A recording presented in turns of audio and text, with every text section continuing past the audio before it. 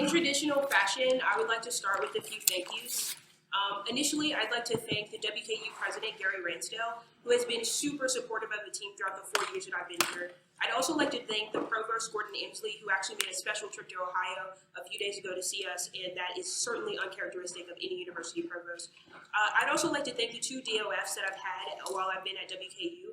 First, to Gaynor Newman, thank you so much for coming in my senior year and leading a great team. Also, thank you for being here. That really means a lot. Also, thank you to Jace Lux, who is not here, but he has a baby, so he gets a free pass. Thank you so much for believing in me when I was in high school, and thank you so much for being a real leader for the 3 years that you were here at WKU. I'd also like to thank Mr. Grizz and Mr. Patel from the Country Inn and Suites. During PKG, we got stuck in ice and thought that we might die, but Grizz and Patel literally saved my life. And I promised them that they would be a part of WKU LD forever. So I think that this is a way to immortalize them.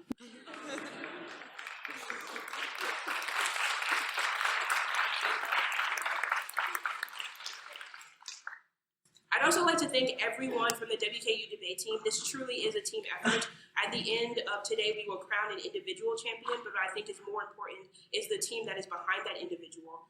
So thank you so much, Mark Allsides, Bailey Rung, Damon Brown, Carolyn Evans, Emma Collins, John Corum, and Tyler Prohaska.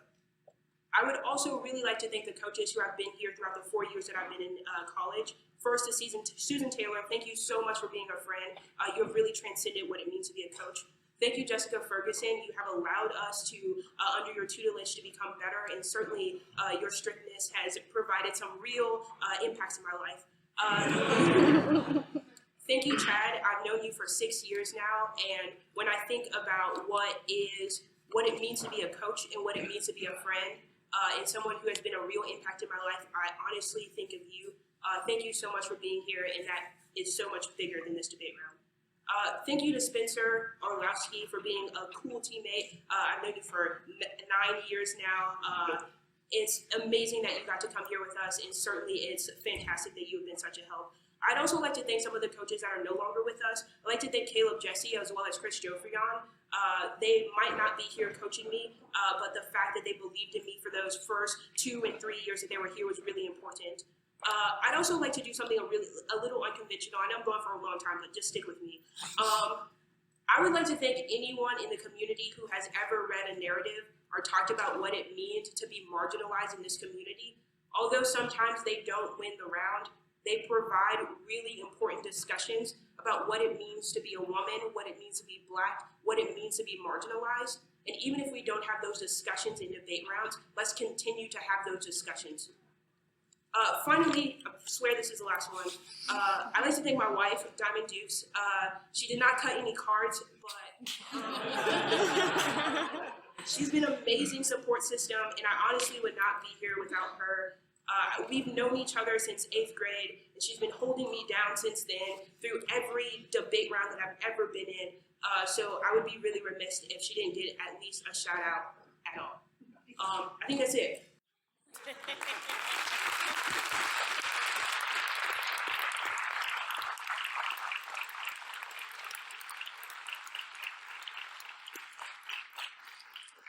All right, is everybody ready for real now?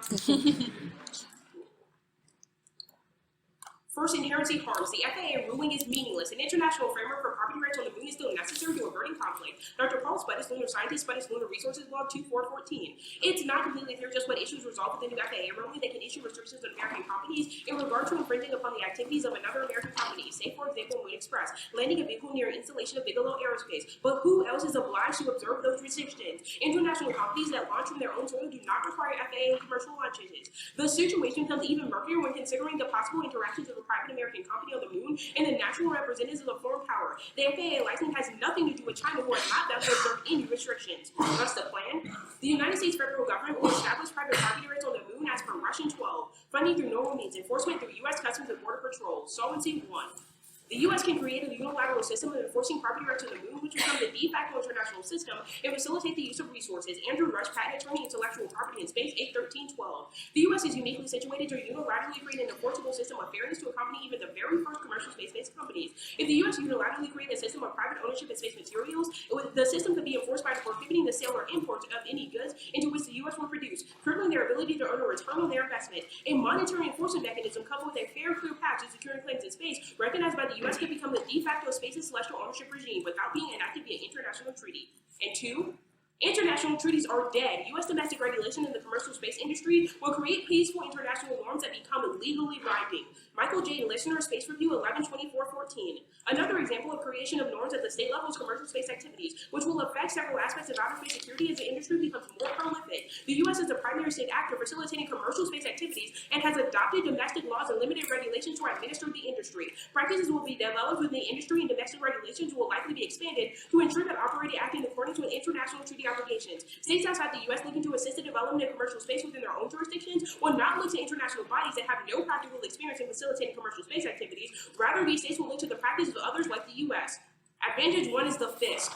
First, the door is wide open for weaponizing the moon, and the U.S. must respond to defend against hostile actions. David J. Streckenberg, Chairman, American Leadership and Policy Foundation, 22715. Where the moon is concerned, the door is wide open for states to assert, defend, or deny claims or resources. With weapon technologies evolving at an astonishing pace, there is a strong potential for their use in the domain of space. There is evidence that our peer competitors are already thinking along those lines. The U.S. may consider at some point whether future lunar space operations and interests will need to be defended against hostile action. Second, commercial space activities provide flexibility to military activity in space. It's key to manage security dilemmas inevitable in a world of space weapons. Trevor Brown, Aerospace Power Journal, Spring 2009.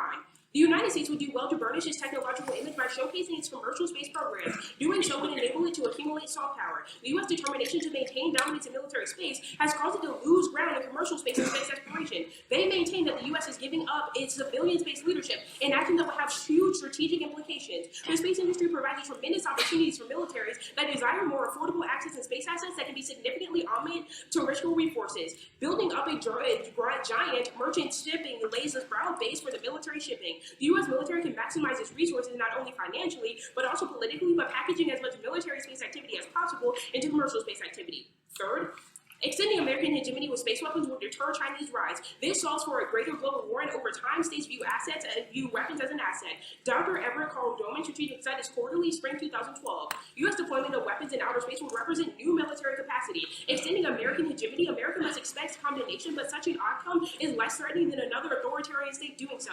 The status quo is minimally acceptable, and intent by China to dominate space will be an effort to break sea-air dominance in preparation for a new international order. Such an action would challenge the status quo. This would be disconcerting to nations that accept the current international order. It will be intolerable to the U.S. The U.S. could do no less than engage in a ruinous space arms race. While the U.S. has dominated space infrastructure with stabilized the international system and prevented arms race, the enhanced ability to deny any attempt by any another nation to place military assets in states and to readily engage and destroy terrestrial anti-satellite capability. Advantage 2 is the eye. First, the plan is the only check to imminent destruction of outer space. Creating a vibrant space tourism industry requires federal action now. Kenneth Silver, Space Review 5/5/14. Some form of explicit recognition of private property rights will be needed to enable commercial activities on the moon. In absence of clear property rights will not only slow down commercial development of the moon, but also raise the risk that activity will lead to a tragedy of the common scenario. Putting space property rights on Washington's agenda would help create a vibrant extraterrestrial economy. Second, space situational awareness through cooperation with the private sector is key to deterring space attacks. Christopher Stone, Space Review 4/13/15. Deterrent through resilience. This measure would assure cost-effective protection of U.S. space systems supporting both conventional nuclear command and control through measures such as the improvement of our intelligence posture via space situational awareness. These capabilities enable the U.S. to better monitor and attribute activities in space domain and maintain awareness of the capability, activities, and intentions of others. Changing the architecture to include smaller, dispersed satellites or hosting payloads on civil or commercial spacecraft would create a means to maintain some operational capability following an attack. This aggregation is an innovative opportunity to stay ahead of our adversaries, to change their targeting calculus, and to mitigate the effects of a widespread attack on space assets. Third, situational awareness is key to deter China and protect space assets. Travis Stelkup, Defense Policy Analyst, 2014. Through a combination of deterrence and defense, a policy in pursuit of space superiority would allow other states to assess space and to use it for military purposes while preserving the sizable strategic advantage the United States currently employs. The U.S. must signal the capability to hold space infrastructure. As China's resilience on space assets increases, the U.S. will be able to hold more of China's satellites at risk, just strengthening deterrence. Through strengthening its ability to deter attacks and defend satellites, the United States should improve space situational awareness. And finally, ASAT attacks lead to accidental nuclear wars. Zach Beauchamp, Vox 42115. ASAT weapons are really dangerous, particularly those owned by China. The risk of misunderstanding can spiral. The greatest threat to international space security, China tested and blowing up in satellites. All right. Ready? Yeah. Do you want a copy of the AC? Yeah, sure.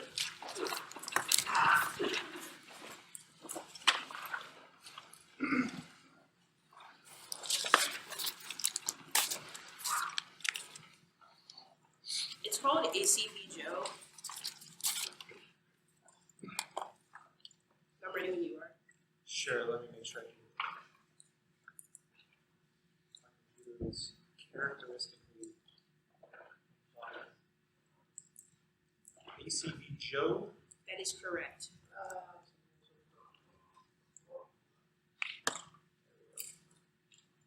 All right, cool. Ready?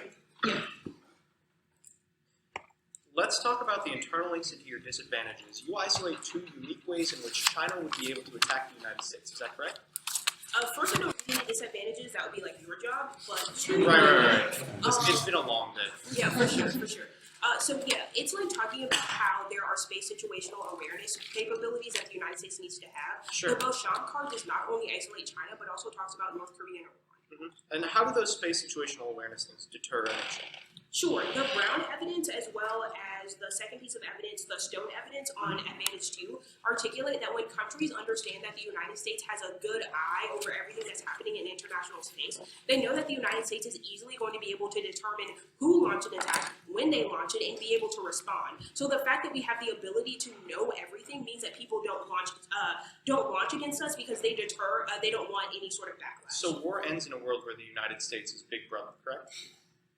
I mean, I don't think that the affirmative is claiming that every instance of war is ending, but I think that it creates a propensity for us to stop space war. The Beauchamp evidence also articulates that it stops ASAT attacks as well as greatly reduces miscalculation. Your argumentation is that space war and ASAT attacks come exclusively from China, right? Again, I did not say that. I said China, North Korea, and Iran. I also think that the evidence articulates that there is a build-up of space weapons technology in the status quo. That's the first piece of evidence. That means that even if there's something not isolated out of the advantage, there is still the chance that we would have ASAT technology from anyone. I got you. Like it's asymmetrical warfare. Anyone can engage in it. I understand. Let's talk about your solvency contention. Sure. You say property rights regimes would be done unilaterally. What does that look like? Sure, that's the first rush evidence. It articulates that the United States would create a unilateral system where we would enforce private property rights. In a world in which another country did not follow the United States regime, they would forfeit their ability to sell their goods in the United States market. The listener evidence articulates that because the United States is creating international norms now domestically, that no state would ever do that. So basically, the United States would set up a property rights regime that secures the property on the moon for itself forever. It's not for itself forever. The evidence articulates that international partners would create their own property rights regimes that would mirror the United States. Would they challenge the United States? Not according to my evidence. What amount of property is allocated to the U.S. and how about the same amount for other nations? It's not about the allocation of private property. It's not about the allocation of like a certain amount of terrestrial energy. It just says that when you want to do something on the moon, it's a limited property right. You come to the United States and you say, hey, I would like to set up a lunar base. And the United States is like, oh fantastic, so let's all do development that. of the moon has to go through the U.S. in the future? The evidence articulates that it would go through the United States and then other international countries would establish private property rights that mirror the United States. That's the listener evidence. Sure, as long as I first go through the regime of the U.S., right? Not necessarily. The Rush evidence articulates that it becomes a de facto international regime, so like it becomes worldwide. But yes, I sure. Okay. I feel like you're trying to bait me into something. I'm not quite sure what question you're asking. That's I'll take a little bit of breath.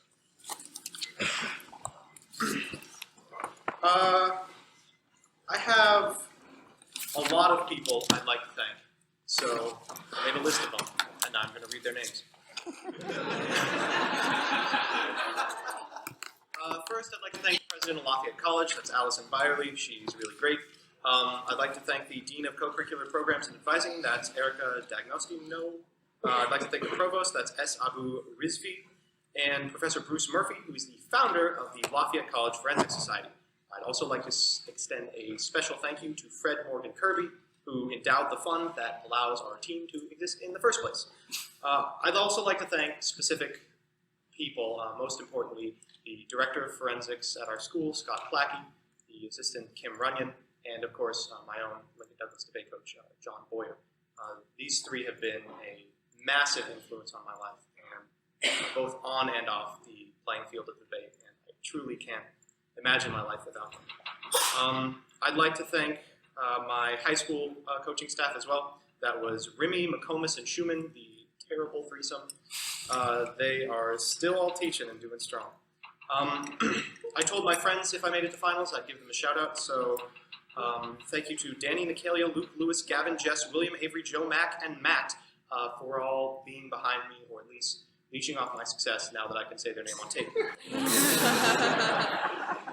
I'd also like to thank my wonderful significant other, Jillian Andres, for being there for me during the terrible quarterfinal rounds where I'd get out and whine about it to her for hours. I would like to finally thank the individual members of my team, all of whom have been really so much more than teammates to me.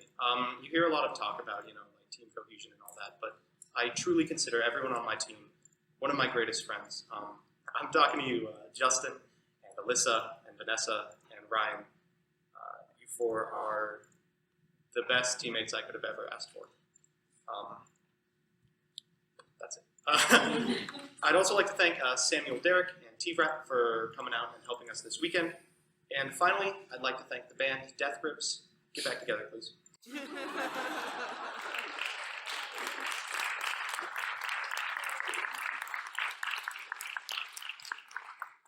One off.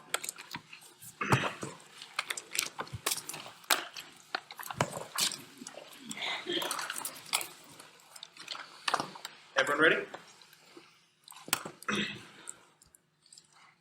A is the uniqueness with a question mark. U.S.-China cooperation is on the rise now, but breakthroughs on Iran represent a new area and pattern in the relationship between the two countries. This comes from Wu Jianmian, Rare Ruins Institute 21st Century Council, April 16, 15. Recent agreements on Iran's nuclear program is an important step forward. China welcomes this important consensus reached in negotiations on the Iranian nuclear issue. It is a plus for the new model of major country relations China and the U.S. are forging. In June 2013, President Xi Jinping and President Barack Obama reached a historical consensus to build this new model that would be characterized by no conflict, no confrontation, mutual respect, and win-win cooperation. What does no conflict and no confrontation mean? It means that China and the United States will never follow the historical pattern of conflict between a rising power and an established power. Next is the links.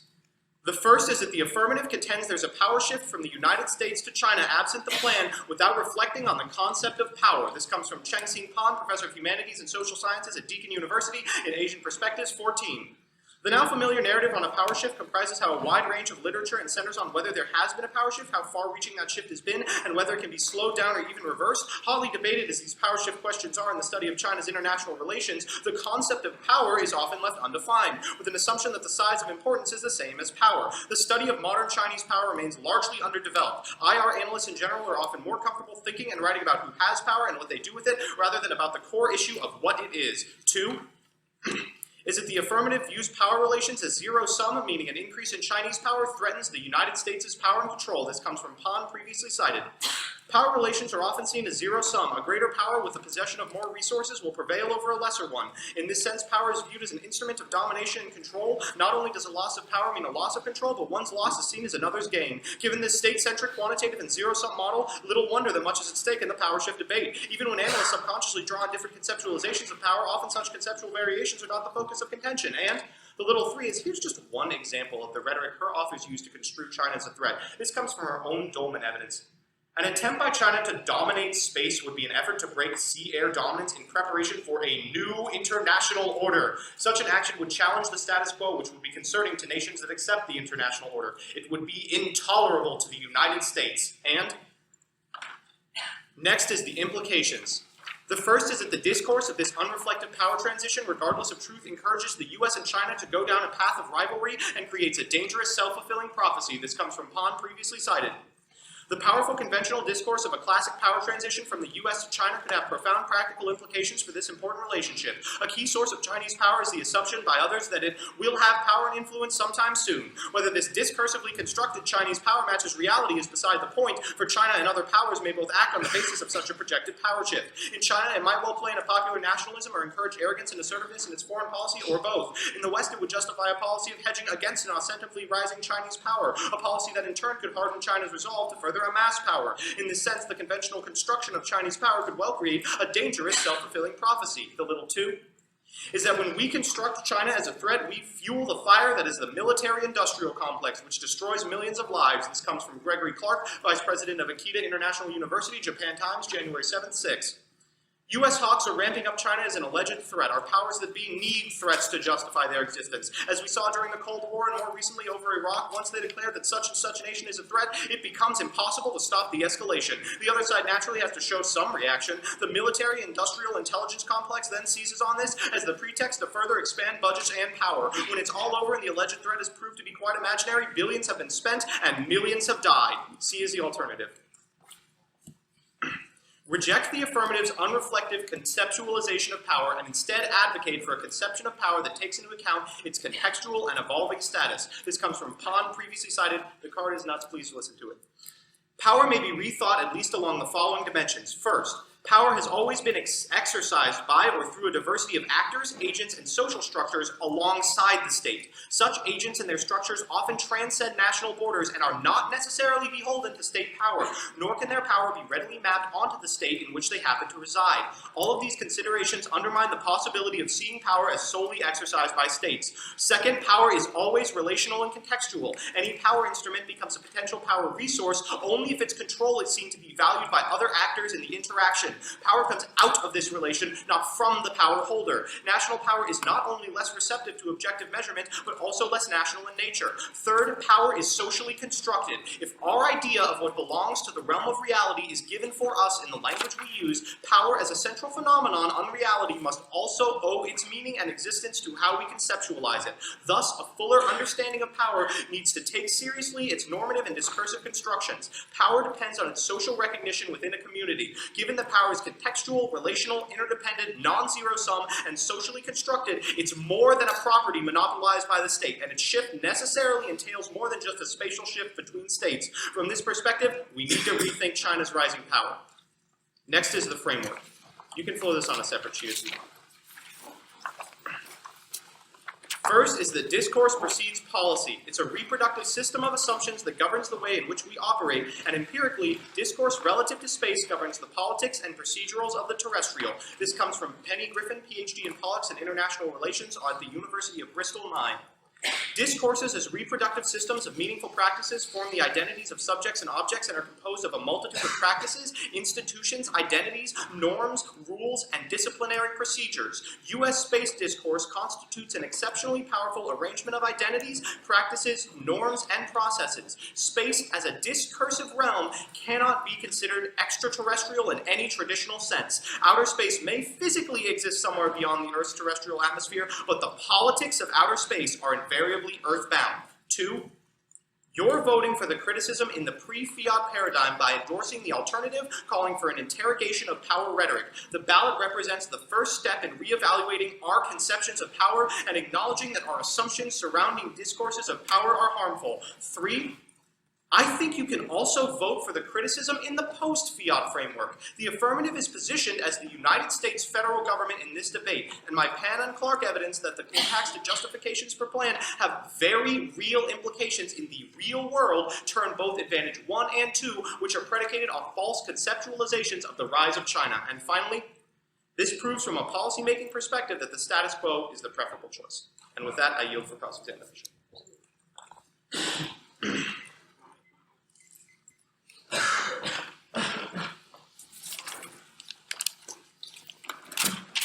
Who engages in the alternative? What do you mean? Okay, so like it says that we have to reconceptualize what it means for power. Is it just the people in this room? Is it policymakers? Does China engage in the alternative? It's a little what of is both. the advocacy? China doesn't, but it's a little of the first two you said.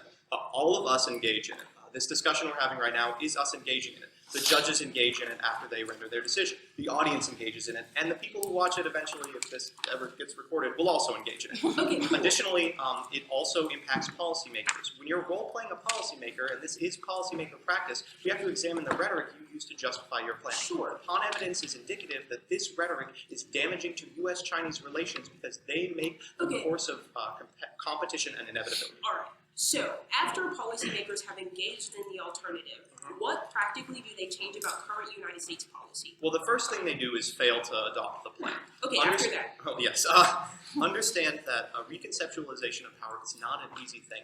And No, once we can Joe, I'm sorry, I don't know that, No but problem. what practical policy do they change as a result of engaging in the alternative? They fail to, what do you mean?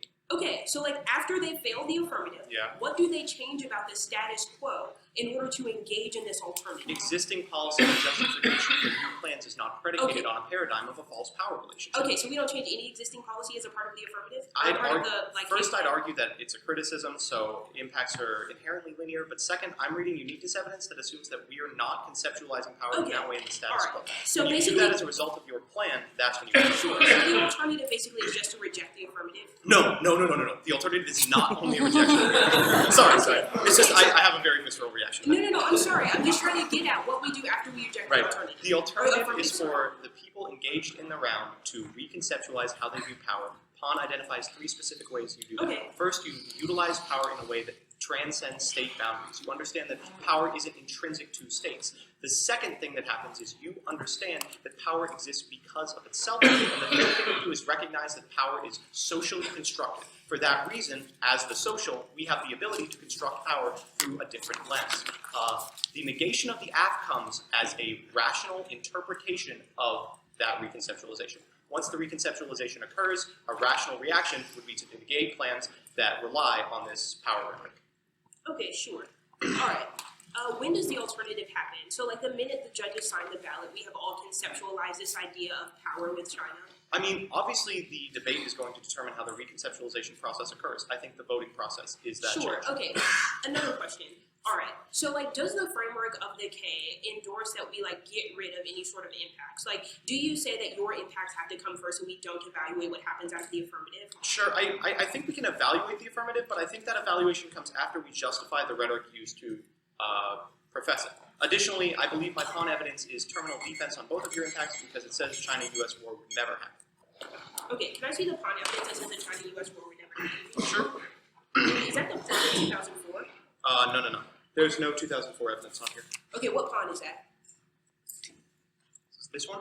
I'll circle it. Okay, please. I read everything but this. Okay, cool.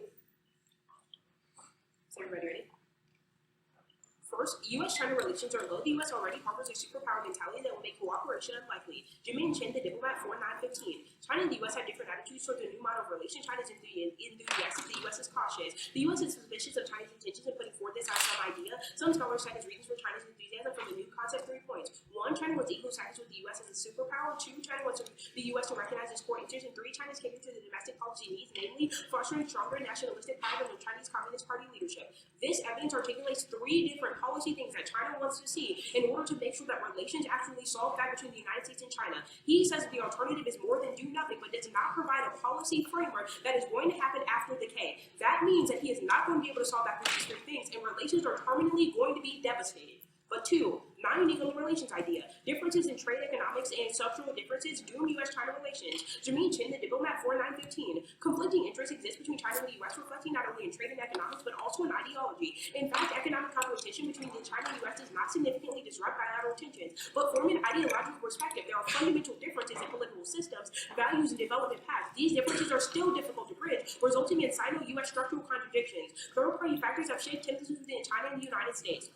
Also, the alternative does not do anything about what China is going to do for the moon. He concedes this in CX. Don't allow him to change this in the 1AR. This means that my evidence that China is developing the moon and that they are attempting to destroy the United States makes the alternative inevitable. As long as China views the United States as someone that they want to dissuade, then that's going to be particularly bad. This is a statistic shown, Humping in Post 10/20/2011. China aggressively accelerated the pace of this manned space program. China is openly acknowledging that the new Tianzhong outpost will involve military space operations and technology development. Also, the fact that it's given a #1 numerical designation indicates that China may build more than 1 military space laboratory in the coming years. And the link is inevitable. China is using space for its own national goals. This guarantees the militarization of space. Ashley J. Tellis from the Endowment for International Peace, 12814. China's commitment to developing a wide range of counter space capabilities targeted principally at the United States, but also applicable to other spacefaring nations, has not diminished. Even as China seeks to use space for its own national goals, it is determined to develop and employ counter space technology whenever necessary to neutralize the combat advantages. Also,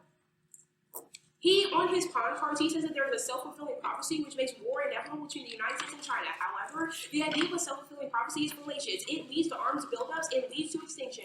Michael Mata et al. Foreign Policy 2011. The idea of a self-fulfilling prophecy of turning China into an enemy by treating one is like a unicorn. It is a make-believe creature. The United States has done more than any other country to turn China into a friend. China has not fulfilled this U.S. prophecy of friendship. Instead, China has built a destabilizing military that has changed the status quo by holding a gun to Taiwan's head. All allies, partners, and potential partners are already modernizing their militaries in response to China, and they will continue to do so regardless of whether the U.S. pursues an anti-China strategy. A strong, robust U.S. presence and commitment to the region's security can help avoid a regional nuclear arms race. The U.S. can be a force multiplier by providing the intelligence, surveillance, and reconnaissance that only Washington possesses. This strategy is one way of beginning to put Asia back in balance as China changes the status quo. Not doing so would lead to Armageddon.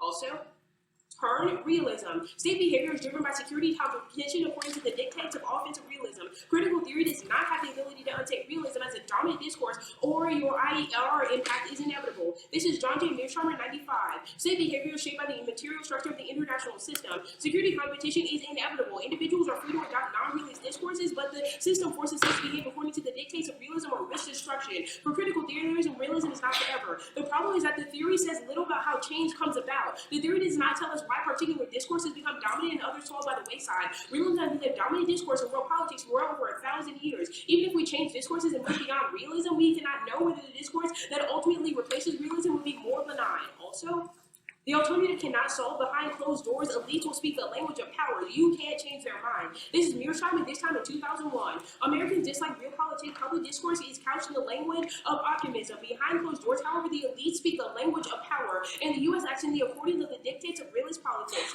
And only meaningful space competition can maximize exploration and development. Dr. Rayaf Al-Rohan, 2012. Classic realism considers states unitary and irrational actors. Territorial states compete for power. Competition is the only way to survive. From this perspective, independence appears to be crucial and space perceived as a new frontier.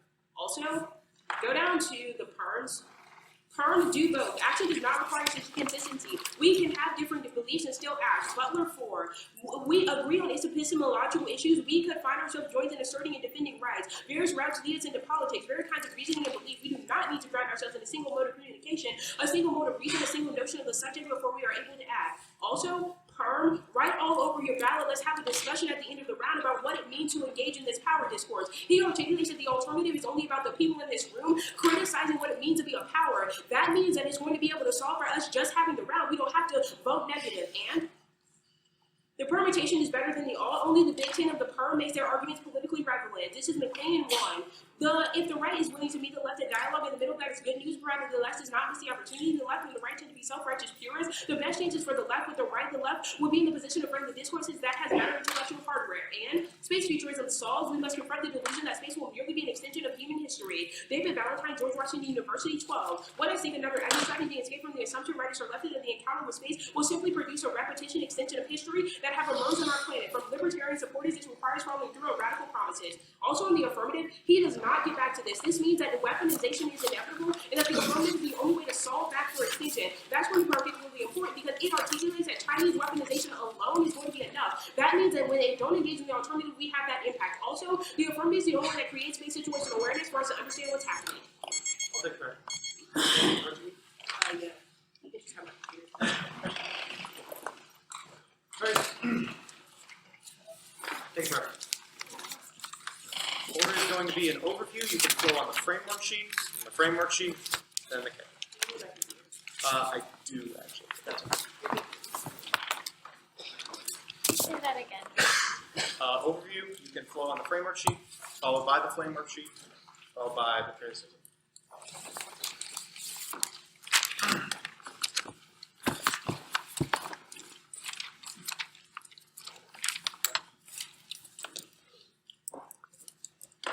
Ready?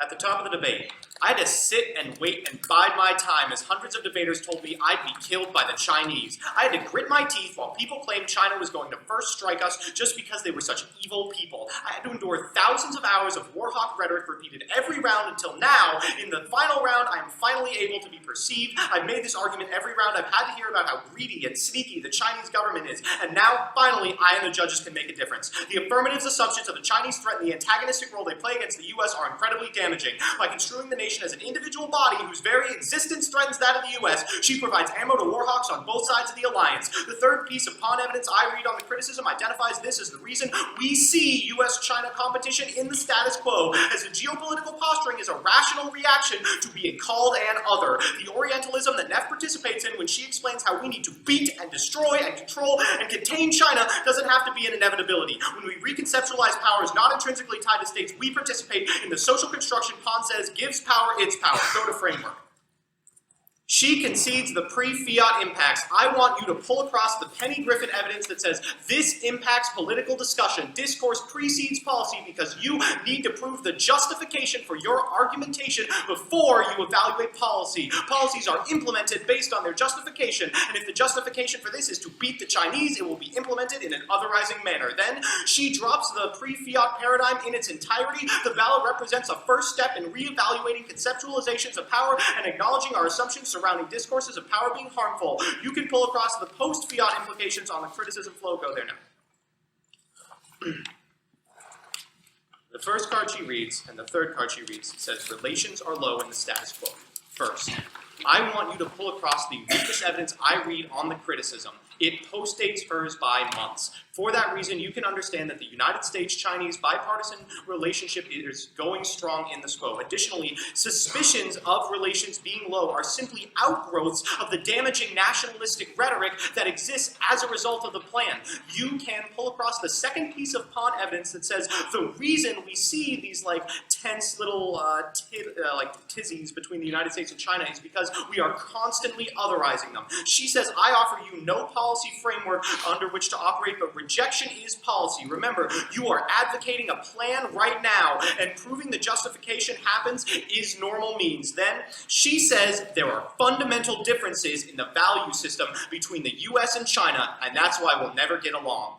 This is the most otherizing thing I have ever heard. The fact that the Chinese people are fundamentally different than us in a way that prevents us from ever working with them, in a way that we constantly have to antagonize them, is a 100% link into the criticism. She says, I don't do anything about SQO Chinese lunar development. My argumentation is that I don't have to. The view of the Chinese rise as contingent on the United States fall is the giant problem of the criticism. Chinese development on the moon does not threaten the US because there can be more than one hegemon. That's the first piece of pawn evidence I read that says relations are not zero-sum. She says links are inevitable because of the militarization of space. First, counter-space operations that China's engaging in or the status quo are a rational reaction on their part to United States militarization. It is defensive weaponization, but it's also literally empirical proof that the construction of China as a threat causes them to act as such. She says a self-fulfilling prophecy is ridiculous and somehow making these prophecies equal sign extinction, but I want you to understand the rhetoric of her card.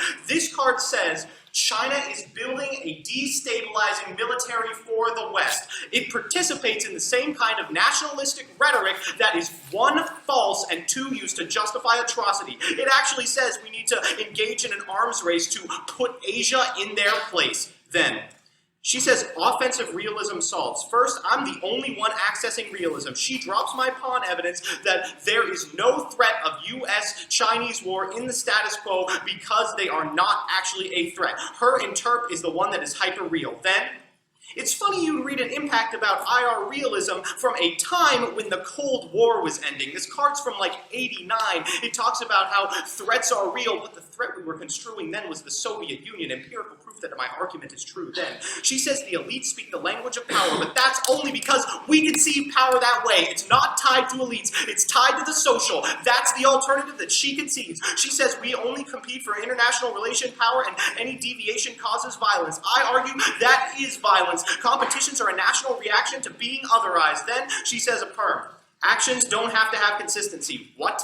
How is China ever going to enter into bilateral relations with the United States if we continue to otherize them? That is a hypocritical policy that they will proceed. This perm is ridiculous. Additionally, we never come to the conclusion that we restructure towards the moon in a world where we don't view China as the threat, which I say happens post-alt. She says graffiti perm, but I think that's fascist. It's kind of bad to be like advocate the alternative and then vote for the affirmative, which violates the alternative and the entirety of the criticism. Then, she says only the permutation makes this relevant, but that is just not true. It actually says what's needed is political discourse, and I think we're engaging in that political discourse right now. When you modify your interpretation of power, a rational reaction on your part is to negate the plan. She says space futurism solves. This is the most ridiculous card on the floor. The card about space futurism solves says we can't utilize space as an extension of the terrestrial. My argumentation is that that is exactly what she's doing. She is taking the power dynamic rhetoric that exists on the terrestrial plane and porting it to space. That's the biggest impact of the round. The order is going to be overview and then K. We'll talk about the affirmative on the bottom as well.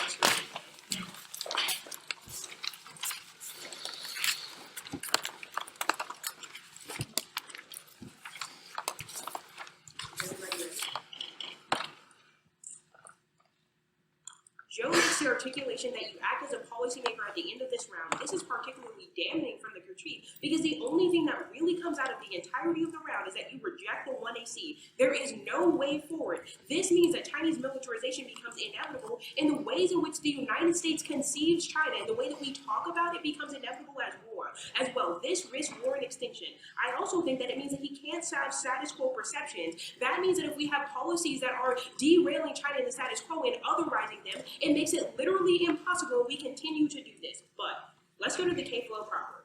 The first is that I think that I'm going to win the relations debate. He makes the argument that he's post-dating mine by years. I'm sorry, Joe, this evidence is from April 9th of 2015. At best, you post-date me by 6 days. But this is why it's going to matter. The first is that his evidence is talking about the Iran agreement. It is not talking about the holistic conceptualization of the United States-China agreement. Only my evidence is talking about what the United States and China are doing economically. Only my evidence is talking about what the United States are doing militarily. That means that I'm always going to solve, and I am proving that U.S.-China relations are low now.